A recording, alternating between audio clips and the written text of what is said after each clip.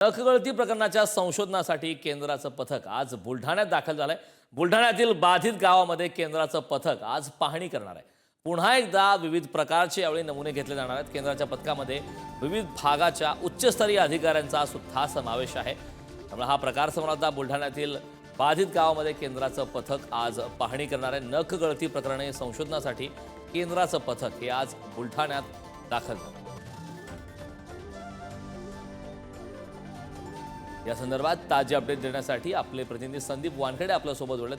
संदीप, आपण पाहतोय की नखगळतीचा प्रकार आता बुलढाण्यामध्ये समोर आलेला आहे आणि त्यानंतर आता केंद्राने याची दखल घेतली आहे। केंद्र सरकारने दखल घेत केंद्राचं पथक त्यामध्ये उच्चस्तरीय अधिकारी आज त्या ठिकाणी दाखल झालेत। आढावा घेतला जाणार आहे। काय सांगशील सविस्तर? अगदी बरोबर आहे. कारण आपण जर पाहिलं तर डिसेंबर महिन्याच्या शेवटच्या आठवड्यामध्ये शेगाव तालुक्यातील काही गावांमध्ये जे आहे अचानकपणे नागरिकांच्या डोक्यावरची केस गळती होत होती आणि जवळजवळ काय झालं की हा संपूर्ण प्रकार उघडकीस आल्यानंतर एकच भीतीचं वातावरण जे आहे या संपूर्ण परिसरामध्ये पसरलं होतं। शेगाव, खामगाव, नांदुरा या 3 तालुक्यांमध्ये 17 गावांमध्ये जवळजवळ 300 पेक्षा अधिक नागरिकांची रुग्णांची जी आहे ही केस गळती झाली होती आणि त्या संपूर्ण प्रकारानंतर स्थानिक आरोग्य विभागापासून ते एम्स नागपूर आणि आयसीएमआरचे शास्त्रज्ञ या गावामध्ये बाधित गावामध्ये आले आणि विविध प्रकारचे नमुने घेतले होते।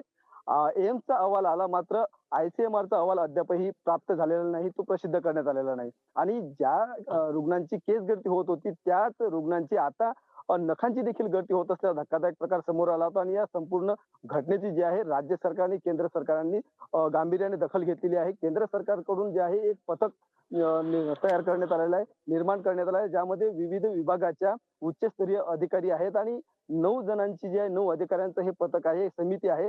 आज हेच पथक बुलढाणा जिल्ह्यात दाखल झालेलं आहे। दुपारनंतर साधारणतः या बाधित गावामध्ये खरं जर पाहता शेगाव तालुक्यातील बोंडगाव या गावामध्ये सर्वाधिक नखगळतीचे रुग्ण आहेत। ज्या रुग्णांची केस गळती झाली होती त्या रुग्णांचे आता नख देखील गळत आहेत आणि याचं संपूर्ण सर्वेक्षण आणि संशोधन करण्यासाठी, चिकित्सा करण्यासाठी जे आहे हे पथक दाखल होण्यात त्यापूर्वीच आता सध्या केंद्रीय राज्य आरोग्य मंत्री जे आहेत प्रतापराव जाधव यांची आणि त्या पथकाचे उच्चस्तरीय अधिकारी दाखल आहेत। नक्कीच संदीप, खूप खूप धन्यवाद या महत्त्वपूर्ण अशा माहितीसाठी।